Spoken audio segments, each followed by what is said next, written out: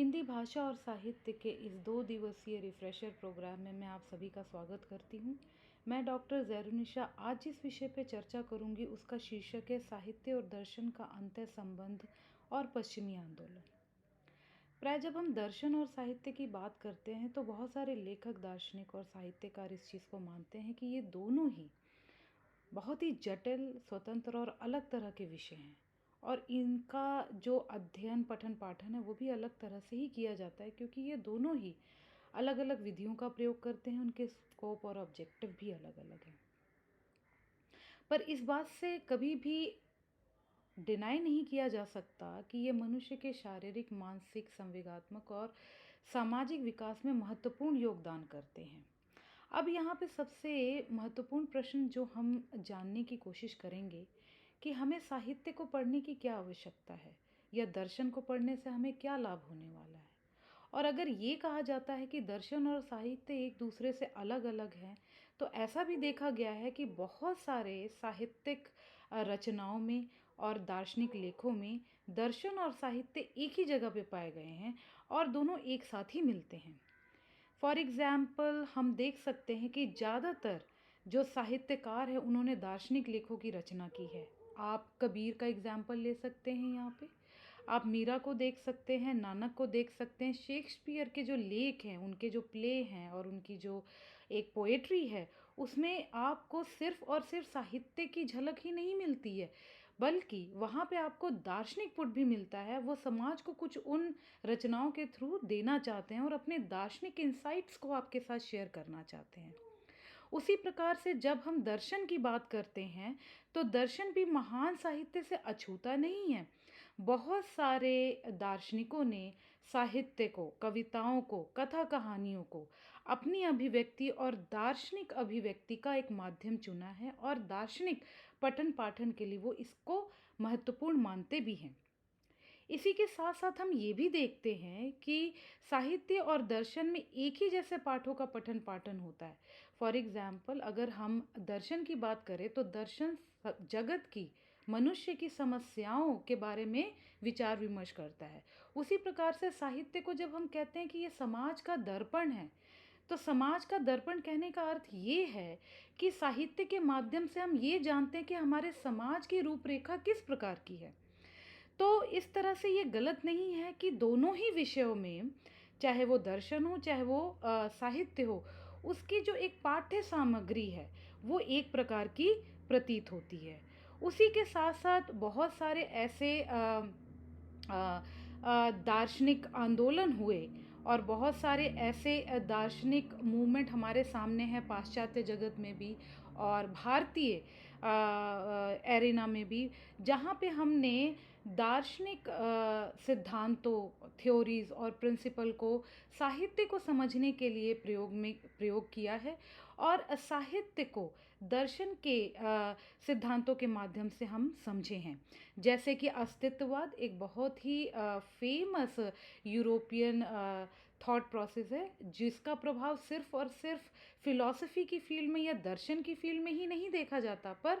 साहित्य में भी इसका बहुत महत्वपूर्ण योगदान है, हम इसका प्रयोग करते हैं। साथ ही आधुनिकतावाद की बात अगर हम कर लें, हम छायावाद की बात कर लें या भक्तिकालीन कवियों की बात कर लें, इन सभी की लेखनी में साहित्य और दर्शन का आपको एक साथ ही पुट मिलता है और इनके ऑब्जेक्टिव और स्कोप जो है, वो एक जैसे ही हैं। इसके अलावा अगर हम ट्रॉट्स्की की बात करें, दांतों की बात करें, Schopenhauer, Nietzsche, Sartre, Simone de beauvoir, Martin Heidegger की बात करें, तो ये सारे जो दार्शनिक हैं, इन्होंने साहित्य की ताकत को समझा है और साथ ही साथ उन्होंने अपने दार्शनिक अभिव्यक्ति का इनको माध्यम चुना है। कहने का मतलब ये है कि ये दार्शनिक ये जानते हैं कि साहित्य की जो ताकत है, वो ताकत जो है वो महत्वपूर्ण है और बिना साहित्य को माध्यम बनाए वो अपने दार्शनिक विचारों को आम जनता तक नहीं पहुंचा सकते। तो इस तरह से ये मानते हैं कि दर्शन और साहित्य जो है वो एक साथ जुड़े हुए हैं और उनका आपस में संबंध एक गहरा संबंध है। तो इन्हीं बातों को ध्यान में रखते हुए इन्हीं प्रश्नों का उत्तर जानने के लिए हम इस वीडियो लेक्चर में दर्शन और साहित्य में जो एक अंतः संबंध है उसकी चर्चा करेंगे और समझने की कोशिश करेंगे कि विभिन्न साहित्यकारों और दार्शनिकों ने किस प्रकार अपनी अभिव्यक्ति के लिए दर्शन और साहित्य को एक माध्यम के रूप में प्रयोग किया और साहित्य और दर्शन को उन्होंने अपने विचार अभिव्यक्ति में महत्वपूर्ण स्थान दिया। तो सबसे पहले हम इस विषय को और इसके अंदर इस संबंध को समझने के लिए हम जानने की कोशिश करेंगे कि दर्शन और साहित्य, जब हम इन दोनों की बात करते हैं तो ये दोनों एक दूसरे से भिन्न कैसे हैं और किस प्रकार से हम इन दोनों को परिभाषित करते हैं। तो सबसे पहले अगर हम दर्शन की बात करें तो दर्शन को एक बहुत ही स्ट्रिक्ट डिसिप्लिन के रूप में देखा जाता है और उसको कहा जाता है कि वो सभी सब्जेक्ट्स की माँ है। और अगर मैं अंग्रेज़ी में कहूँ तो मदर ऑफ ऑल साइंसेस कहा गया है और ये बात मानी जाती है कि दर्शन से ही सारे सब्जेक्ट्स का उद्गम हुआ है और जितने भी विषय हम आज पढ़ते हैं और जितने भी क्लासिफिकेशन ऑफ सब्जेक्ट हमारे सामने हैं उन सब का उद्गम कहीं ना कहीं फ़िलॉसफी से ही हुआ है, दर्शन से ही हुआ है। एज अ फ़िलॉसफी टीचर जब हम अपने स्टूडेंट्स को पढ़ाते हैं तो मैं खुद भी ये चीज़ महसूस करती हूँ कि जब हम ग्रीक फ़िलॉसफी की बात करते हैं या जब हम भारतीय दर्शन की बात करते हैं तो हमें कहीं भी किसी भी सब्जेक्ट में कोई डिफरेंस नहीं देखने को मिलता। हम ये नहीं कह सकते कि जो ग्रीक फिलोसोफर्स हैं या प्री सोक्रेटिक फिलोसोफर प्राइमरली, अगर मैं उसकी बात करूं प्री सोक्रेटिस यानी कि सुकरात के जन्म से पहले के जितने दार्शनिक हुए, चाहे वो थेल्स हुए, चाहे वो आपके परमनाइडीज हुए, चाहे वो हेराक्लाइटस हुए, चाहे आप एनेक्जिमेंडर एनेक्जिमीन की बात कर लें, ये सारे दार्शनिक सिर्फ और सिर्फ जगत की समस्याओं के एक पर्टिकुलर पक्ष पे बात नहीं करते थे, बल्कि उन्होंने अपने राइटिंग्स में सारे ही विषयों के बारे में एक साथ सोचने का प्रयास किया है और अपने सारे ही विषयों के बारे में एक साथ एक होलिस्टिक अप्रोच देने की कोशिश की है। जैसे कि मुझे याद है कि 10th के जो स्टूडेंट हैं और जो 12th के स्टूडेंट हैं जिन्होंने मैथमेटिक्स जो पढ़ते हैं और जो ज्योमेट्री पढ़ते हैं वो हमेशा थेल्स थ्योरम और पाइथागोरस थ्योरम की बात करते हैं। और ये दोनों फ़िलॉसफ़र, हम फ़िलॉसफ़ी में इन दोनों फ़िलॉसफ़र्स की चर्चा करते हैं और हम देखते हैं कि ये दोनों फ़िलॉसफ़र सिर्फ ज्योमेट्री की ही बात नहीं कर रहे हैं, ये जगत के गूढ़ समस्याओं की चर्चा कर रहे हैं और उनके आंसर ढूंढने की और उत्तर ढूंढने का प्रयास करते हैं। तो इस तरह से अगर हम ये कहते हैं कि दर्शन जो है वो सभी विषयों की जननी है और सारे जो विषय हैं उसी में से उनका उद्गम हुआ है, तो ये गलत नहीं है। पर यहाँ पे एक चीज़ समझना बहुत ज़रूरी है कि दर्शन अपने आप में दो तरह की मुख्य परिभाषाओं को लिए हुए है। एक परिभाषा जो पाश्चात्य दार्शनिक देते हैं हमको और दूसरी परिभाषा जो हमें भारतीय दर्शन के द्वारा मिलता है। तो पाश्चात्य जगत में जब हम दर्शन की बात करते हैं तो वहाँ पे इसका उद्गम जो है वो जिज्ञासा से माना जाता है। वो सीधे अक्षरों में और सिंपल अक्षरों में अगर मैं कहूँ तो दर्शन उनके लिए जो है वो लव ऑफ विजडम है, यानी कि ज्ञान के प्रति अनुराग है। ज्ञान के प्रति प्रेम और ज्ञान के प्रति अनुराग का मतलब क्या है यहाँ पे? ज्ञान के प्रति अनुराग का मतलब है चीज़ों को जानने की जिज्ञासा। जैसे कि आप जानते हैं कि ज्ञान का उद्गम ही जिज्ञासा से है। अगर आप एक छोटे से बच्चे का उदाहरण ले लें, छोटे से बच्चे में जो आपको जिज्ञासु प्रवृत्ति दिखेगी वो शायद हमारी और आपकी एज के लोगों में बहुत कम है। यही रीज़न है कि जो जो एक छोटा बच्चा है जितनी तेज़ी से चीज़ों को सीखता है, जो उसके अंदर सीखने की जो क्षमता है वो हमारे अंदर और हमारे बढ़ती उम्र के साथ कहीं ना कहीं घटती हुई प्रतीत होती है, जो कि नहीं होना चाहिए क्योंकि ज्ञान का उद्गम ही जिज्ञासा से है। तो पाश्चात्य दर्शन जो है वो इस चीज़ को मानता है कि दर्शन का उद्गम जो है जिज्ञासा से है और वो जिज्ञासा किस तरफ है? वो जिज्ञासा जो है वो संसार को देखकर अचंभित होने से है कि उन्होंने संसार को देखा और संसार में जो एक सिस्टम दिखाई दिया उसको देख के वो हैरान थे। उसको देखकर वो सोच में पड़ गए कि इतना ज़्यादा संसार में सिस्टम कैसे है। तो संसार को देखकर वो अचंभित थे, वो अमेज़्ड थे और वो जानना चाहते थे, उसके रहस्य को खोलना चाहते थे। वो एक ऐसे सिद्धांत की खोज करना चाहते थे जिसको जानने से उनको संसार के बारे में पता चल जाए और संसार के रहस्यों के बारे में पता चल जाए, ताकि संसार का जो सत्य है, जो संसार का आप कह सकते हैं जो उसकी रियलिटी है, वो उनके सामने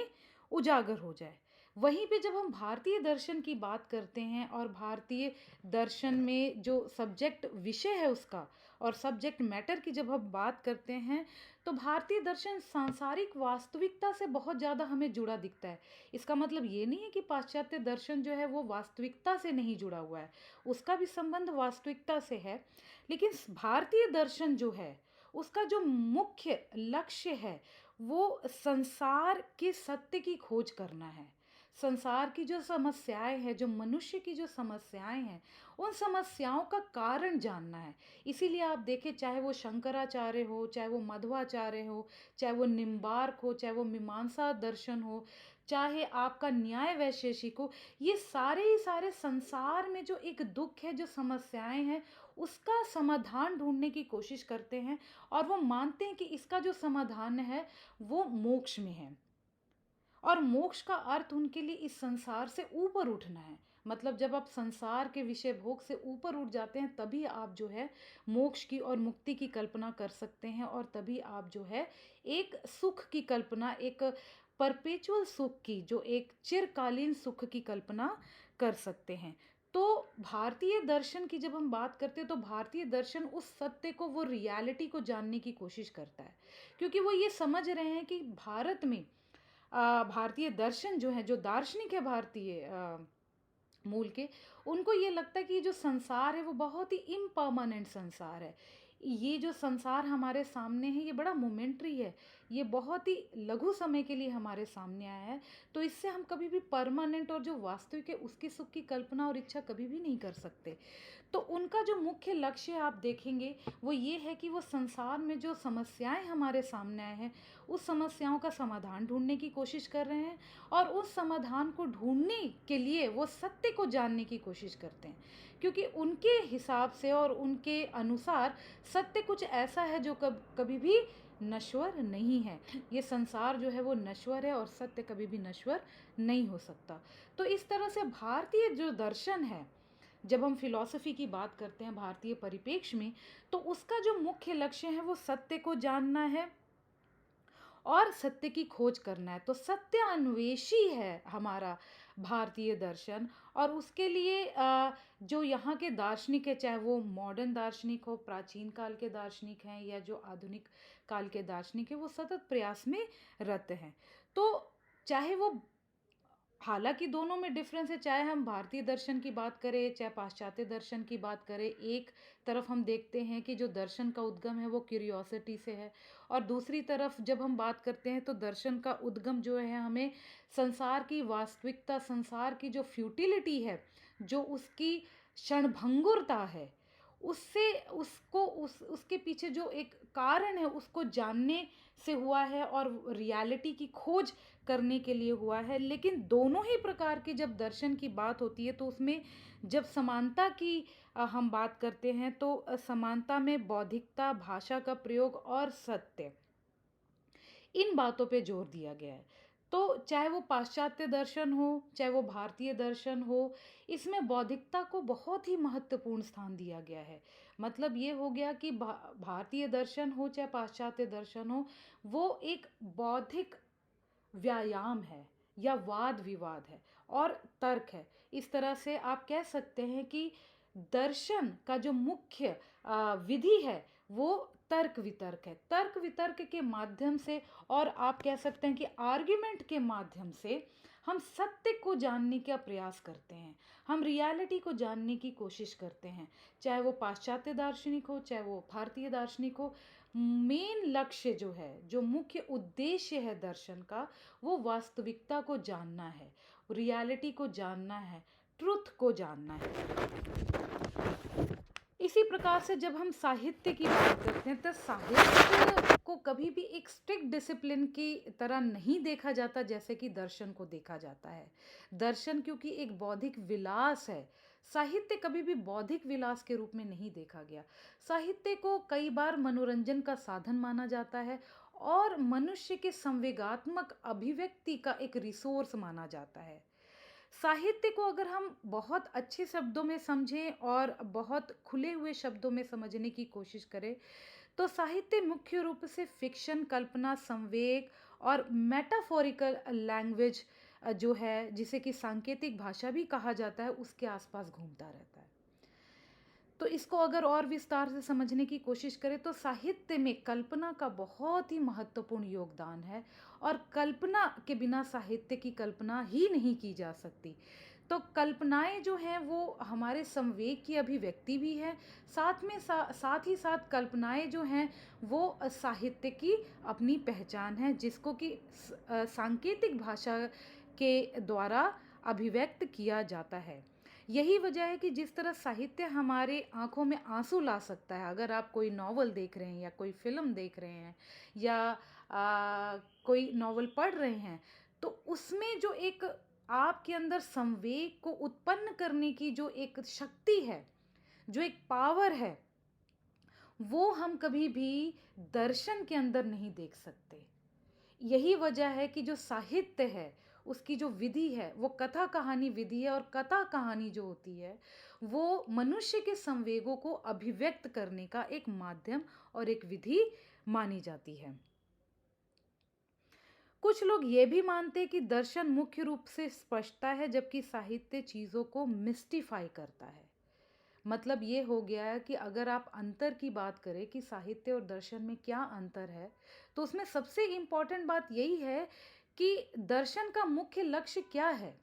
जैसे कि हमने बात किया कि वो सच को जानने की तरफ जाता है या सत्यान्वेषी है दर्शन और रियलिटी को जानना चाहता है तो उसका मुख्य विषय क्या है, किसी भी चीज़ को क्लियर और डिस्टिंक्ट फॉर्म में आपके सामने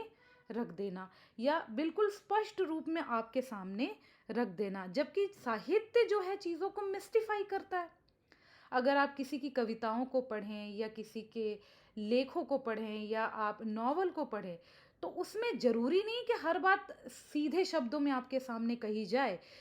बहुत बार ये देखा गया है कि चीज़ों को घुमा के बोला जाता है, चीज़ों को जार्गन के फॉर्म में बोला जाता है और उसको मिस्टिफाई रहस्यात्मक रूप में आपके सामने रखने की कोशिश की गई है। आपको याद होगा अगर आपने हिंदी भाषा का साहित्य पढ़ा है तो उसमें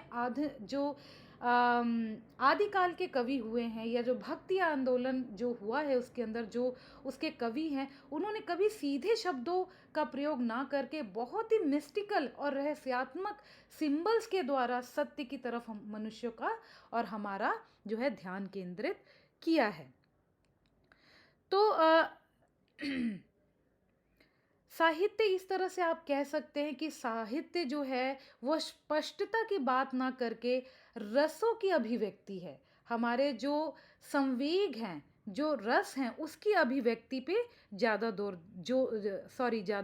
जोर देता है, जबकि दर्शन जगत की समस्याओं और उनके उत्तरों की खोज करता है और इस बौद्धिक व्यायाम को प्रमुखता देता है। इसके विपरीत जब आप साहित्य की बात करते हैं तो साहित्य सिर्फ एक बौद्धिक व्यायाम नहीं है, वो एक दार्शनिक तर्क वितर्क नहीं है। साहित्य हम जीते हैं, हम साहित्य में ही हैं, हम साहित्य में जी रहे हैं। साहित्य जो है हमारी सिर्फ और सिर्फ समस्याओं की तरफ इंगित नहीं करता, बट हमारी जो जीवन शैली है वो साहित्यिक है। साहित्य जैसे कि हम साहित्य ही जीते हैं और हमारे संवेगों की ये अभिव्यक्ति है। कहने का मतलब ये है कि साहित्य एक जीवन है, जो एक मनुष्य का जीवन है वो साहित्यिक जीवन होता है और साहित्य के द्वारा ही हम अपने आप को अभिव्यक्त करते हैं। इसके बावजूद कुछ समसामयिक दार्शनिक और साहित्यकार ये दावा करते हैं कि दर्शन और साहित्य एक ही सिक्के के दो पहलू हैं। आपने देखा कि साहित्य और दर्शन जो है उसमें अंतर है और उस अंतर को आप बिल्कुल क्लियर कट समझ सकते हैं कि दर्शन साहित्य नहीं है और साहित्य दर्शन नहीं है। पर इसके अलावा बहुत सारे लोग हैं और आप कह सकते हैं बहुत सारे साहित्यकार और दार्शनिक इस बात को मानते हैं और इस बात पे जोर देते हैं कि साहित्य और दर्शन जो हैं वो एक दूसरे से जुड़े हुए हैं। जैसे मैंने आपको पहले ही कहा कि वो एक ही सिक्के के दो पहलू हैं और एक दूसरे से कई बार तो अभिन्न हैं। आप साहित्य को दर्शन के बिना इमेजिन नहीं कर सकते और दर्शन को साहित्य के बिना इमेजिन नहीं कर सकते हैं। जैसे फॉर एग्जाम्पल एक ही स्टेटमेंट अगर मैं आपको दूं, कोई भी स्टेटमेंट जो है उसको दार्शनिक पर्सपेक्टिव से और दार्शनिक दृष्टिकोण से भी समझाया जा सकता है और उसी एक बात को आप कह सकते हैं कि साहित्यिक पर्सपेक्टिव से भी समझाया जा सकता है। फॉर एग्जाम्पल वर्षा हो रही है, वर्षा हो रही है अगर हम दार्शनिक दृष्टिकोण से समझना चाहे तो आप कह सकते हैं कि वर्षा हो रही है का मतलब है कि उसमें एक फैक्ट है और वो किसी फैक्ट को, किसी तथ्य को आपके सामने इंगित करने की कोशिश कर रहा है कि कुछ घटित हो रहा है।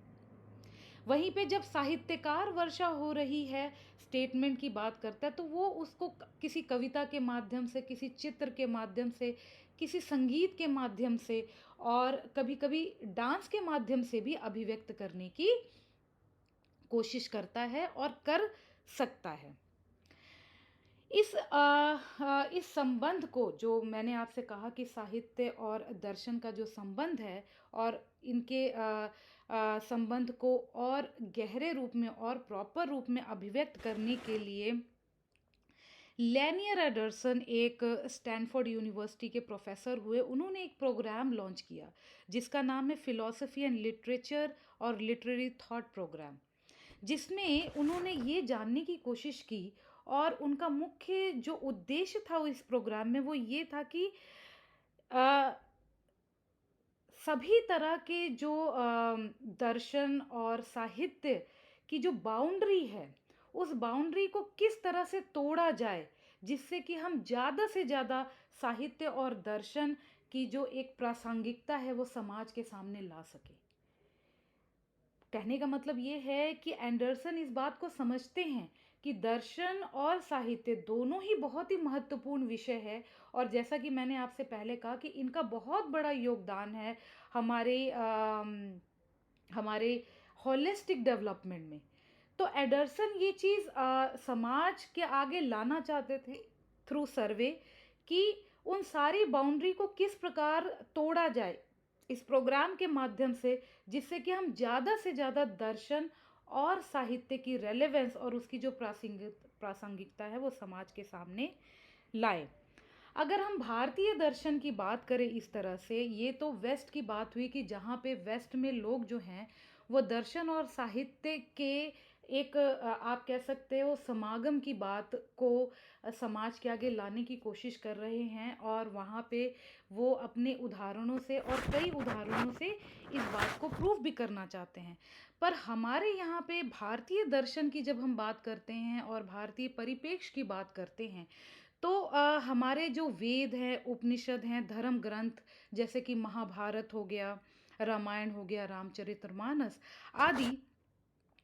ये सिर्फ और सिर्फ साहित्यिक ग्रंथ नहीं देखे जा सकते और सिर्फ इनको लिटरेचर नहीं कहा जा सकता जब कहा जा सकता, बल्कि ये दर्शन के भी बहुत बड़े साधन और माध्यम हैं। और अगर मैं ये कहूँ कि ये सिर्फ दर्शन और साहित्य ही नहीं बल्कि ये बहुत ही स्ट्रॉन्ग फाउंडेशन है हमारे भारतीय दर्शन के, तो ये कभी भी गलत नहीं हो सकता। क्योंकि साहित्य के ही माध्यम से इन ग्रंथों को अगर आप एनालाइज करें और इन ग्रंथों को पढ़ें, अगर आप उपनिषदों को पढ़ें, चाहे वो बृहदारण्यक उपनिषद हो, चाहे तैत्तिरीय उपनिषद हो, चाहे वो कठ उपनिषद हो, वाद विवाद के माध्यम से, कथा कहानियों के माध्यम से जो दार्शनिक हैं उन्होंने बहुत गहरे दार्शनिक प्रश्नों का उत्तर देने की कोशिश की है। मुझे याद है कि जब मैं बृहदारण्यक उपनिषद को पढ़ रही थी तो उस समय याज्ञवल्क्य, मैत्रेयी और गार्गी का जो एक संवाद मिलता है या याज्ञवल्क्य और मिलिंद पन्नों का जो संवाद मिलता है वो सिर्फ और सिर्फ एक कहानी नहीं है,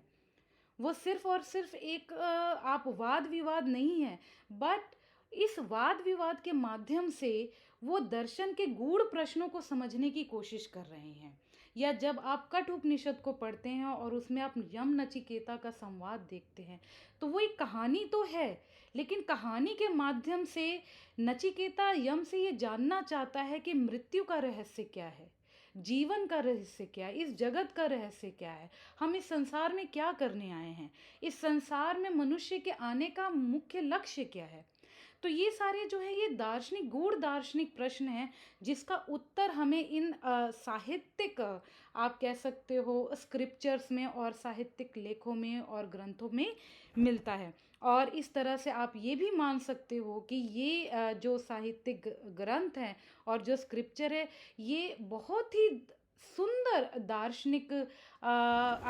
कह सकते हैं कि दार्शनिक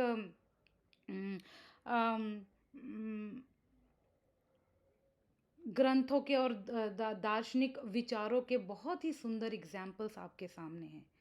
आगे चल के यूरोप के लेखकों, जिसमें कि सात्र का नाम बहुत ही इम्पोर्टेंट है, सिमोन दी बोवा को हम नहीं भूल सकते, काफ्का है, आदि ने, तथा भारत में शंकराचार्य, जिन्होंने कि सौंदर्य लहरी की रचना की। हालांकि शंकराचार्य एक बहुत ही महत्वपूर्ण दार्शनिक है, और उनके अगर आप टीकाओं को पढ़े जो उन्होंने उपनिषदों पे दिया है, तो उसको बहुत ही गूढ़ दार्शनिक ग्रंथ माने जाते हैं। वो बहुत ही गूढ़ दार्शनिक ग्रंथ है। उसमें आप कह सकते हैं कि उसमें कहाँ साहित्य का पुट मिलता है, लेकिन शंकराचार्य ने इसके अलावा बहुत सारे साहित्यिक ग्रंथों की रचना की, जिसमें कि विवेक चूड़ामणि और सौंदर्य लहरी प्रमुख है। और इन ग्रंथों, इन साहित्यिक ग्रंथों के माध्यम से भी शंकराचार्य ने दार्शनिक विचारों को और दार्शनिक थ्योरीज को अभिव्यक्त करने की कोशिश की।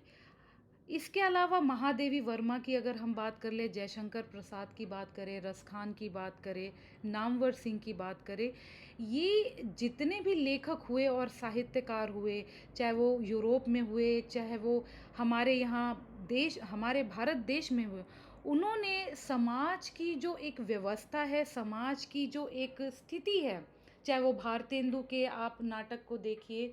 तो इन्होंने समाज की जो व्यवस्था है और जो एक परमार्थ का जो एक महत्व है, उस पे अपने लेखों के द्वारा, साहित्यिक रचनाओं के द्वारा बहुत ही गहरा प्रकाश डाला है, और बहुत ही एक गहरी मीमांसा हमारे सामने प्रस्तुत की है। तो दर्शन और साहित्य इनके लिए कभी भी अलग विषय नहीं थे। इनके लिए हमेशा ही ये दोनों जो हैं वो साथ में चलने वाले विषय हैं, और दर्शन और साहित्य के माध्यम से ही इन लोगों ने, चाहे वो यूरोपियन फिलोसोफर थे, चाहे वो इंडियन दार्शनिक हुए, उन्होंने अपनी बातों को अभिव्यक्त करने की कोशिश की है। इसके अलावा अगर हम दर्शन के और साहित्य के महत्व और उसके संबंध की बात करें, तो इसमें कोई शक नहीं है कि दर्शन और साहित्य ही ऐसे माध्यम हैं, क्योंकि साइंस की जब आप बात करते हैं तो साइंस तो बहुत बाद का विषय है, लेकिन साइंस से पहले भी दर्शन दर्शन है। दर्शन को उसका नाम नहीं मिला है, लेकिन वो विचारों में है, वो क्यूरियोसिटी में है, वो जिज्ञासा में है। तो दर्शन ही साहित्य ऐसे माध्यम माने गए हैं जो कि मानव जाति को प्रकृति के स्तर से आगे लेके गए हैं। क्योंकि प्रकृति में अगर आप देखें और नेचर के लेवल पे देखें, तो अगर आप अपने आप को प्रकृति से और एनिमल किंगडम से और पशु जगत से जब अलग करना चाहते हैं, तो उसमें एक जो उसका रीज़न है और एक जो उसका पॉइंट है, वो ये है कि हम एक साहित्यिक मानव हैं, हम दार्शनिक मानव हैं, we are thinking beings, we are literary beings.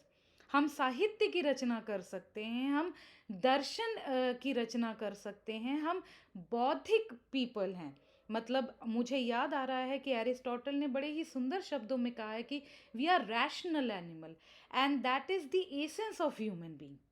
मतलब ये हमारी एसेंस को बताता है, हम क्या है, हमारे सार को, मनुष्य होने के सार की जो अभिव्यक्ति है, मनुष्य होने की जो अभिव्यक्ति है, वो अभिव्यक्ति जो है, वो जो सार है, वो साहित्य और दर्शन से ही आता है। और यही वजह है कि ये साहित्य और दर्शन हमें जो है